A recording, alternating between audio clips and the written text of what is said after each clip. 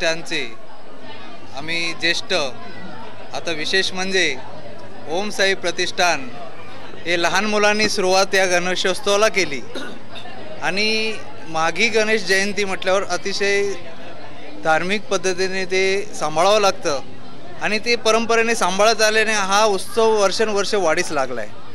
हे तिसरं वर्ष. लोक समोरून ह्या मुलांना आम्हाला वर्गणी समोरून 100चे 200 देतात आणि मिळेल त्यावरून हा उत्सव साजरा करतात.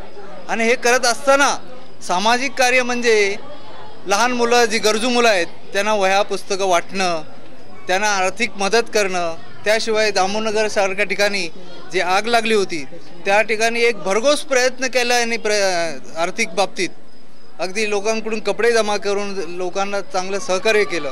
असं म्हणजे केवळ धार्मिकता जपत असताना सामाजिक कार्य देखील जपतायत आणि तेही कोणाला न दुखवता. किती वर्षापासून गणपती हा तिसरं वर्ष आहे आणि अतिशय जोमात सुरुवात झाली आणि यांना कोणी मार्गदर्शक असं मोठं वयोवृद्ध ज्येष्ठ असं कोणी नसताना देखील अतिशय सुंदररित्या हा कार्यक्रम करतात आणि आत्ता ही ज्येष्ठ मंडळी सगळी त्याच्यात सामील होऊ लागलेत.